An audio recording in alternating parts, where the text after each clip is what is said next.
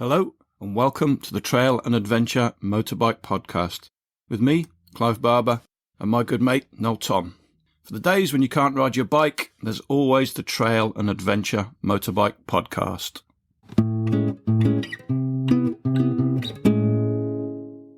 Goodness gracious me. Season 7, episode 26.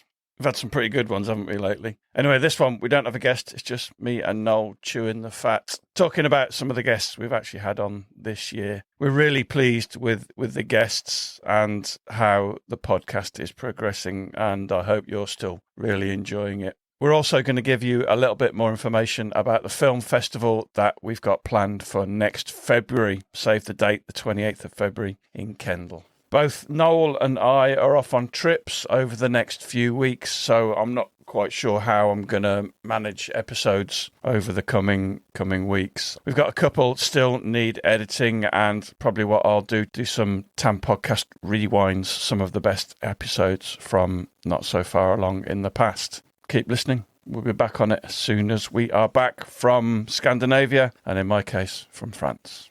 And we have got some crackers lined up. Right, let's get on with it.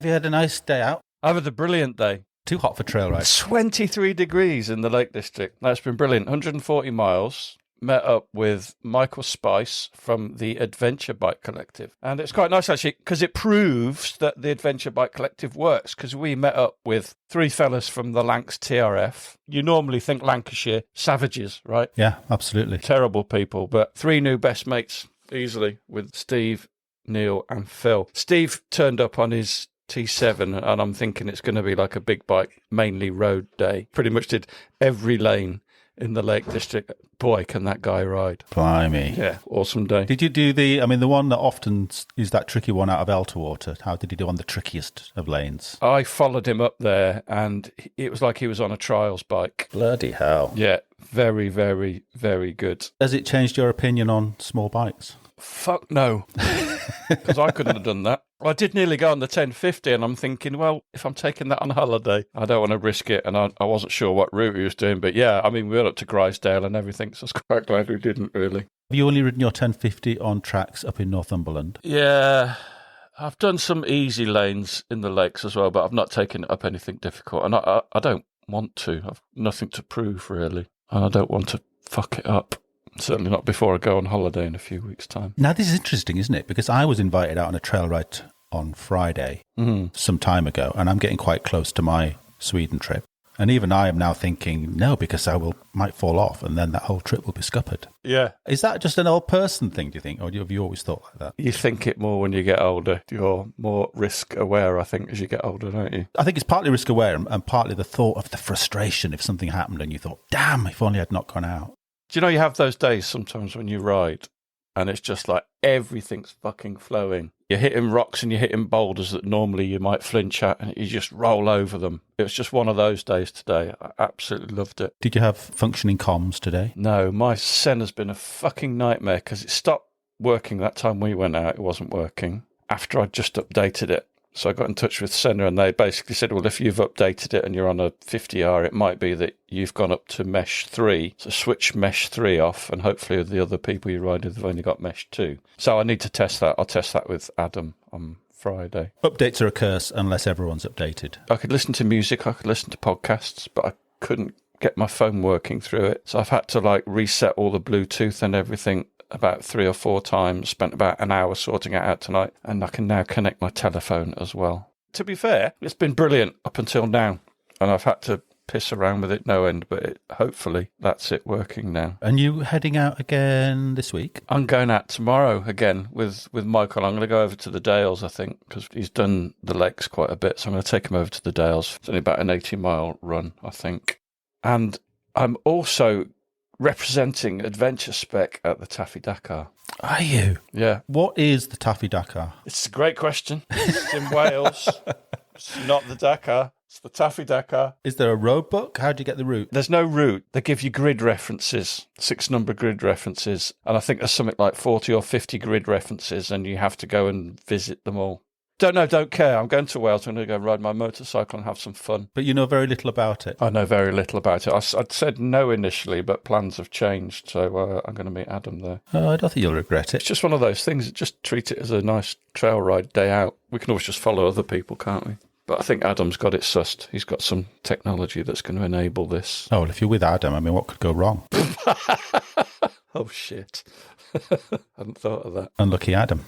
So this is one of these catch-ups that we said we'd try and do once a month. It's the first one since December, so we've not been very good. But that said, we have had a ridiculous run of just brilliant guests in this year, haven't we? Looking back, I don't often look back, as you know. You send me the recordings before they're released sometimes, and when you do, I always listen to them several times. But other than that, I tend to forget about them a little bit. That sounds a bit nonchalant, but I sort of just do. You've done good, because I have been terrible at finding people, and you've been very good at it. Let's tell the listeners how many people you found this year. Oh, no, I feel, my excuse would be I'm busy, but I'm probably not as busy as you.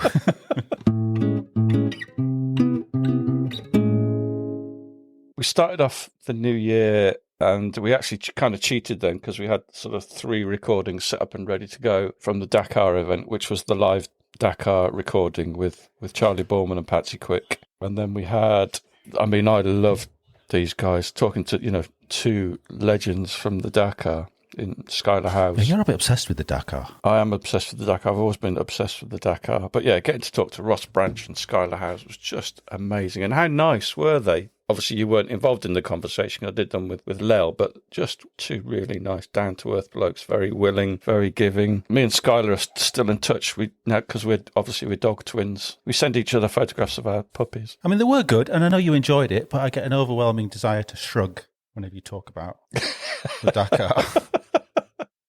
Again, we've had a lovely mix of talking to people we know, like Magnus from Odd Luck Garage, which people loved that episode. And we can talk about something now. The cat is out of the bag, isn't it? We were sworn to secrecy at the end of that recording, and we did a fairly good job. Do you always, if somebody tells you a secret, what's the rule in your house? Right, somebody tells you a secret, are you allowed to tell one other person at home? I don't. But I once had an incident where somebody told me something quite inane. It was about next to nothing. And I kept it to myself because that person said to me, keep it to yourself. And then like a month later, they must have told the same thing to my lady partner wife who came home and told me, because her rule is you can tell one other person. And she told me, and I went, oh, well, yeah, he told me that as well. And she went crazy because I hadn't told her. Very different rules on this. I mean, that's just not a rule. If somebody tells you a secret, you don't tell anybody, do you? Okay, so it's not, all right, this is a delicate subject. It's not. It's a secret. You don't tell anybody. Okay, you don't tell one other person. You could say, could I tell Rachel? And then they could say yes or no. You're given that option, but it's not up to you. You can't decide who gets the secret. Anyway, tell them the secret. Tell them the Odd Luck Garage secret. So at the end, he told us that Charlie and Ewan had called in on their next thing at his garage, which was a huge thing. And I don't think Magnus, I think both of us thought at the time, Magnus doesn't realise how big this is because his face and this great venture that they've started is suddenly the world's going to see it. And they're going to see it over and over on a major platform until the end of time. I wonder if they're going to do something with it, because they could just let the moment pass, couldn't they? But they could spawn a movement of Odd Luck Garages around the world. Yeah. At that point, I don't think was he certain? I don't think he was actually certain it was going in at that point. I don't think, was he? We'll see. Maybe it won't be. Maybe it will be. Maybe it won't be. But the fact they've got some photographs hanging out with the 2 of them. I think it is definitely in. So we also had Damien, and Damien opened up about his past mental health issues, which got us to speak to the guys from Mental Health Motorbike. And those 2 episodes probably generated more feedback than any other episodes we've ever done. It was difficult. I mean, were you choking up at all during that one? I found it very emotional, yeah. And a lot of people did say that was not a hard listen, but an emotional listen. What they've actually achieved and what they continue to achieve through that is massively significant, isn't it? Again, Paul, amazing. Danny was great. And his film is brilliant as well. I'm very You haven't busy. watched it, have you? Fuck's sake. Do need to watch it. Honestly, I'm counting down to going away in like 4 days' time. So it feels like every minute of every day is taken with getting that thing ticked off. And this is on the list of things to get ticked off, but I haven't ticked it off yet. So I think it's 20, 25 minutes long. Give yourself some time and some space. Sit down and watch it properly. On a big screen. Very good. Is it... no, you can't say whether it's going to go into a certain film festival, can you? Well, I hope he enters it into a certain film. That's one of the things I wanted to talk about. But yeah, I hope he enters it into the film festival. He's an amazing character, isn't he? Because it's striking, isn't it, when somebody who's, that's not his job, is it, to make films? He's not a professional world traveller and filmmaker, and yet he does such a superb job of it. It's great to see amateur people, if you like. It's a terrible word to use, but people who aren't doing it professionally do a great job of it. But little Danny, you just see him as a drunk bloke at a festival. Whoa, whoa, whoa, whoa. Well, you do, though, don't you? I absolutely do. But he's so creative. He's a painter. Yeah. I mean, he paints cars for a living, which actually is an incredible skill. And there's a huge amount of art and craft built into that thing inside him, itching to get out, and he's found this outlet for it. Makes music, and now used to make music, and he probably still does to some degree. And now he's making films, and they're absolutely brilliant. And these are big trips he goes on, aren't they? They're kind of beyond what I would probably take on, but he's very good at doing it. We talked about the not getting the bike that he'd ordered. When you see it on the film, I was getting quite angry. It's like, God, they didn't even get a fucking refund. This guy had promised them DRZs or whatever, and they'd got these shit, dangerous little Bajajes that were just in no fit condition. But they just got on with it. But great for the film. Other highlights for me, we spoke to Ari Henning. Yes, Ari Henning. Yeah, it's kind of tainted for me because of the whole torque wrench debacle. That's your fault. Is it my fault? Yeah. Ari Henning made me use a torque wrench. Yeah, and you didn't use it properly, and you broke That's the headline. You broke a bolt. How can you not use a torque wrench properly? You obviously got the wrong setting on it or something. Of course I didn't get the wrong setting on Yeah, it. you did. Of course I did. This is always your go-to, that if something doesn't work for me, it's my user error. Isn't it? Just straight to that every time. Even when it just comes to setting 12 Newton meters on a gauge, I must have got it wrong. Yeah, you did it at 120. Well, listen, lots of people on the XR650L Facebook groups got in touch with me and said, I had exactly the same thing. I never use a torque wrench now on certain bolts. So can we just, for the people out there who are a bit uncertain about whether to use a torque wrench or not, are you sticking to use it on everything? Because I am not. God, no, you don't need to use it on everything. You just need to use it on engine things that need to be torqued correctly. Right. I would use it on fork pinch bolts. Yeah, it's not exactly what Ari said. Well, you're a fucking idiot, Clive. That's what he would say to that. But anyway, yes, it was incredible, wasn't it? Again, like so many, we haven't become best friends, but it still was very exciting to speak to someone you've seen do such amazing stuff on the internet. Isaac Johnson was under the highlight. What a guy. Well spotted by you, because you recognised in the film, in Lel's film, that he would be great on a podcast, and he was, wasn't he? Yeah, absolutely brilliant. He's wasted behind a camera. He needs to be in front of the camera talking. It's very good. Have you listened to him and Simon's podcast yet on Real Riders? I haven't yet. I think it only came out today or yesterday. I will, because I always listen to the excellent Real Riders podcast. Because I did feel there were a lot of things we didn't get out of him that are probably more suited to Simon's podcast, I think. What a man. What a life. Why aren't we leading his life? Well, we were born in England. That's why. Not Montana. Okay. You know, they've got their cross to bear at the moment, haven't they? So I'd rather be here. And then Tim Roddy.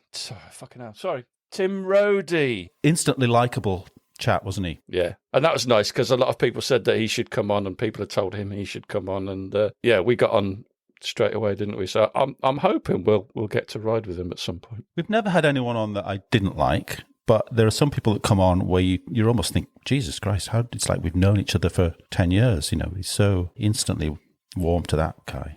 And spoke so well, didn't he? He did speak everyone does, but some people are better than others. He spoke really well. He's got a great voice, hasn't he?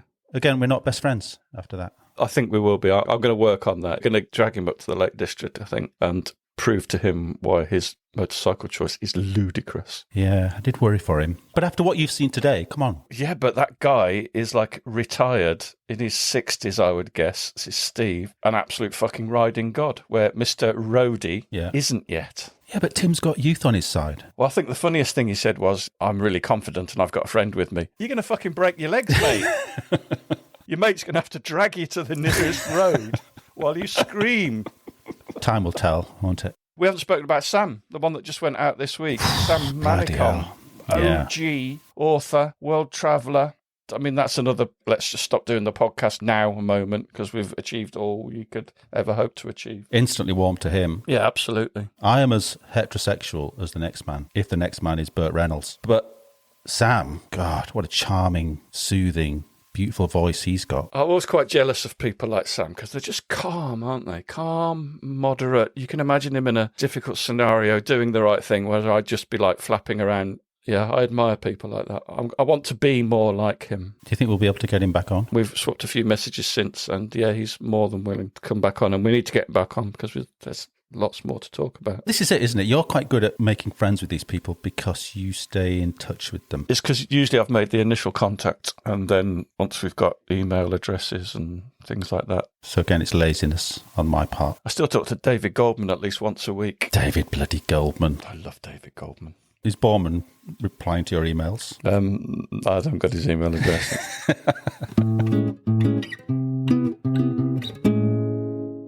So we need to talk about podcast adverts. Oh, Jesus. We need to address this with our dear listeners. Are we down on our luck so much that we need to start doing that? We are so far down on our luck. Can we not just go down the docks and do favours for sailors instead? You can. I'd much prefer that.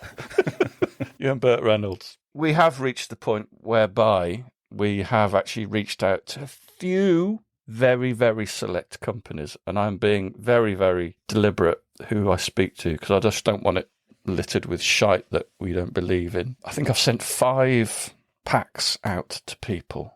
2 have responded in a positive way. Yes. 1 has responded in a negative way.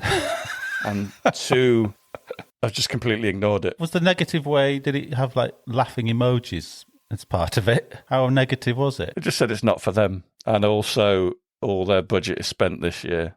It wasn't a case of all our budget spent this year, come back next year. It was a case of all our budget spent this year, but it's not for us anyway. Let's just do it anyway. And when they see the spike in the graph of their sales, they'll realise what did it and come. I mean, that is one business approach. Okay. Yeah. But you're not going to do a David Cameron, are you, and put it to the masses to decide whether we do it or not? No, we're doing it. I've been sort of testing the water, been putting a few free adverts on for people we like and our friends. So just to warm people up to it. But adverts are coming. They have existed already to a certain extent, but these are just the ones you've been trying for free. Yeah. We'll try and make them entertaining and fun. Well, what are they? Are they going to be adverts that just pop up over and over and be much louder than the rest of the recording? No, they'll be all but minus 16 lufts. So it'll be fine. All right, we're not going to just spend part of each podcast talking about how amazing Ann Summers' stuff is. No, they'll be recorded once and they will play on all episodes, new and old. There won't be more than 60 seconds long, thereabouts. We'll probably only have a very small number of adverts on. But you imagine it, I've spent 7 years doing this. Yeah, you've never said, I'm never going to do it. It's not like you're going back on a policy promise. Exactly. 7 years, it's at least a day a week's worth of effort. We've built something, and we've built something good. If you say so. Time for payback. Should I nip out and buy something to put on the lake? Is it time to buy that boat? Yeah, no. Not the percentage you're going to get anyway. Listen, I'm going away for a while. Have you thought about who you're going to get to fill my enormous Going away for a while. I'll be back, doing a stretch. We'll be back after a quick break. Mental Health Motorbike is a free mental health first aid support charity for the motorbike community throughout the UK. We exist to create meaningful and purposeful opportunities for all bikers so that together we can grow the well-being of the biker community. We do this through one-to-one and peer support, events, training activities and projects, working in partnership with the industry, organisations and clubs. When life gets tough, we are here to support, to listen, to ride, to get some support. You can find more information at mhmotorbike.com. Are you a fan of the thought, if you don't try, you'll never find out if you can? Then you will love Sam Manicom's 4 motorcycle travel books. With just 3 months' experience on a motorcycle, Sam arrived at the edge of the Sahara, aiming to ride the length of Africa. This dramatic 1-year journey turned into an 8-year adventure around the world. Starting with Into Africa, With the word pictures that bring good travel books to life, Sam's 4- and 5-star rated books take you riding and exploring with him, and then Birgit too, through each section of the journey. With laughter, at times tears, and frequently with pure awe, Sam shares just what it's like to travel the world. In the gritty bits, you'll feel the grit. You can order signed copies directly from Sam on sam-manicom.com, or you can buy copies from your local bookshop or Amazon. The 4 books: Into Africa, Under Asian Skies, Distant Suns, which is South America, and Tortillas to Totem, which covers his journeys through Mexico and North America. The 4 books are also available on Kindle and as audiobooks from Spotify, iTunes, and Audible. I mean, the final phases are where you just start to think, what's the point? What is the point? Not the podcast, the trip, I mean. Why? Do you never go through that phase of just before you go away, you just start to think, it'd be just easier just to stay at home and not bother? Well, it would be easier to stay at home and not bother, wouldn't it? Yeah, I go through this every time. I just start to think, yeah, massively. Don't know why.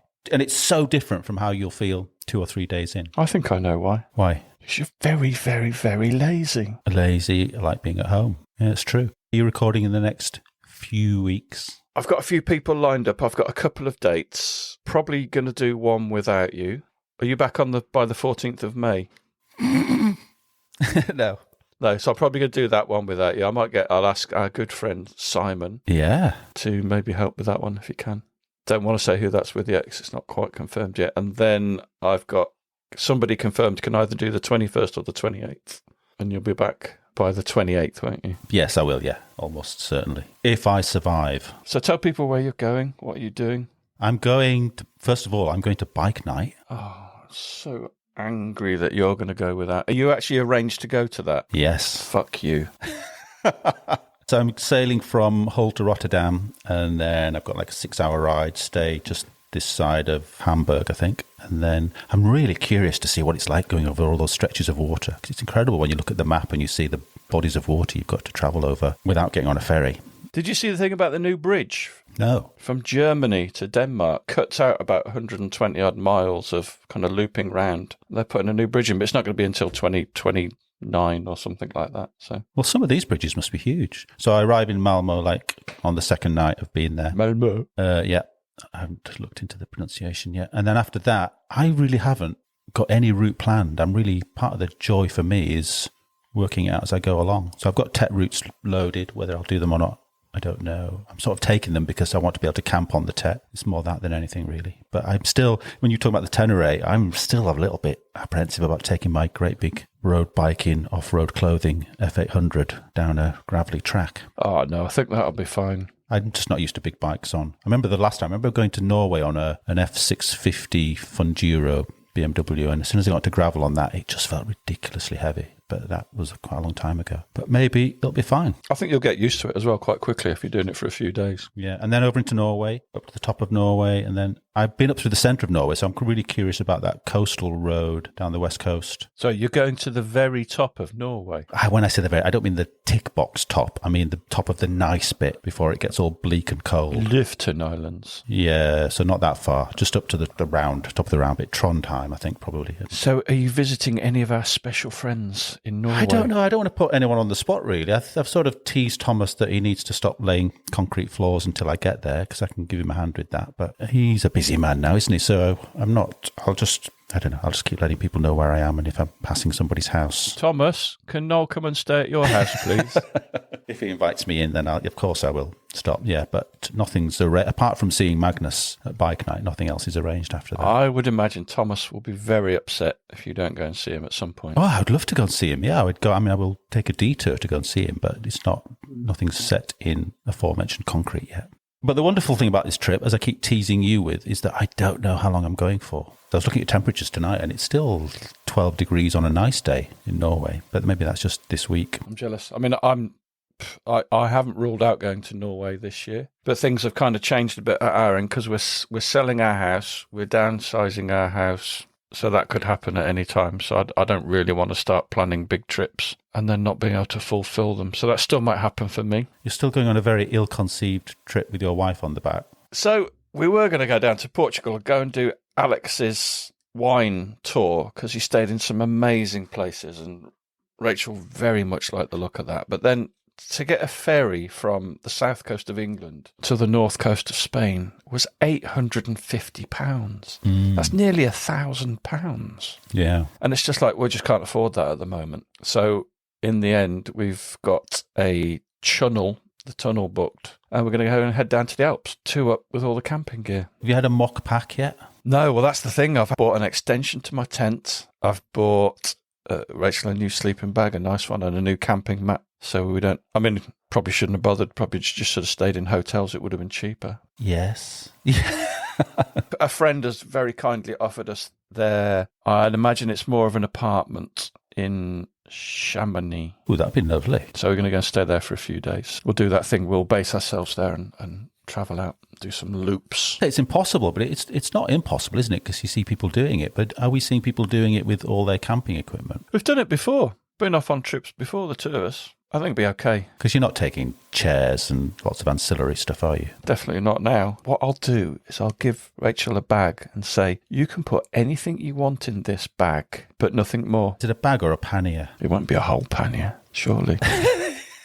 It has to be, doesn't it? What's your luggage? Is it soft? It is soft, isn't it? Adventure Spec panniers. I've got did I get a 50 or an 80 litre Enduristan bag? And then I'm thinking, on top of that, it could put a couple of 20 litre roll bags on top of the panniers and still have room. So that's a lot of luggage. So it's not as straightforward as all your camping stuff on the centre top rack and pannier each. You can't do that. Possibly. I'll have to play with this big bag that I've got and see how it goes. You don't need a pannier for your clothes and makeup and hair. Well, maybe for the hair cream. You don't need that much, do you, really? You need half a pannier, quarter of a pannier for a pair of jeans and a couple of T-shirts. You're going to have a little shakedown trip, aren't you? Yeah, I think we probably will. I'm going out 2 days before I set off just to get used to riding a weighted bike. Every time I've done this in the past, I've just spent ages prepping stuff and then not ridden that loaded bike until I'm riding towards the ferry, and it always is a bit of a shock, isn't it, when you get on a fully loaded thing? Yeah, and I've got Rachel on the back as well.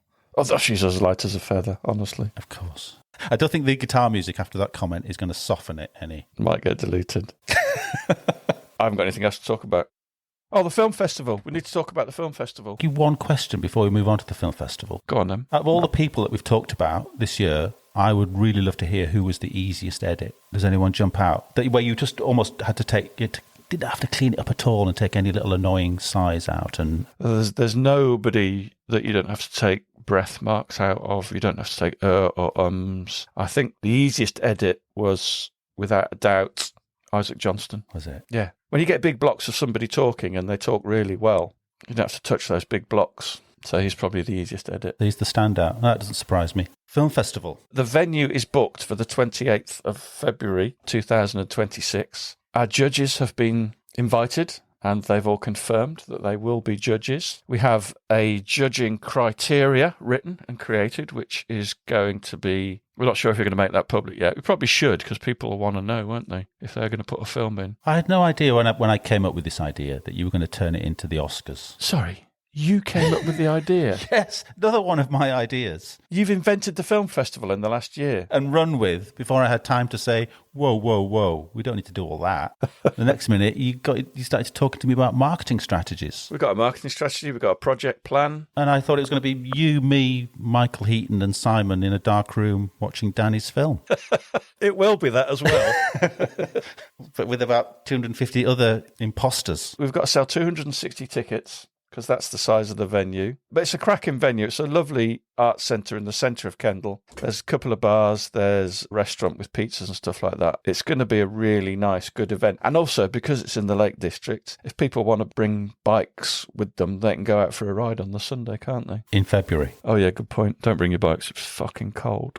Has anyone submitted anything yet? No, because the website, I've got the website designed in my head. Our friend Alex has very kindly offered to build the website for us when he has time, when his paid work is done. we will use a website called Film Freeway, which will allow people to submit their films. And we can then kind of look at them or get the judges to look at them. And the judges decided, say, the best 8 or 10 based on the criteria that we've created. And those are the films that we'll show. Are the judges, are they top secret, the names of the judges? I'm not sure about that yet. Let's not share them yet. Okay. But we've taken a slightly different view. We've not chosen anybody famous. We've chosen some very talented people. They're famous within their own little small to large, small to medium ponds, aren't they? Yeah. I mean, I think I'd go as far as to say they're esteemed. They're definitely esteemed. At least one of them is. How'd you become esteemed? God knows. Let's Google the word esteemed.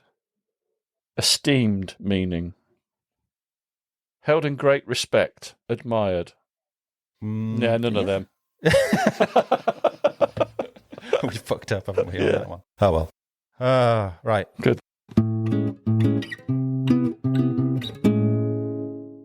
Blimey, what a load of old waffle. Right, that's it for this week. We look forward to seeing you next time, whenever that is. Not sure when. But yeah, we'll try and get some episodes out for you to enjoy in the meantime. Au revoir. Adieu. I can't remember anything else from The Sound of Music. That's my lot. All right, see you later. Thanks for listening. We really appreciate your support. Don't forget you can follow us on Facebook and Instagram. And if you really appreciate what we do, you could consider supporting us on Patreon or buy us a coffee. Links are available on our website, which is tampodcast.com, tampodcast.com, where we also have a limited selection of branded stuff. But either way, please keep listening and spreading the word. See you next time.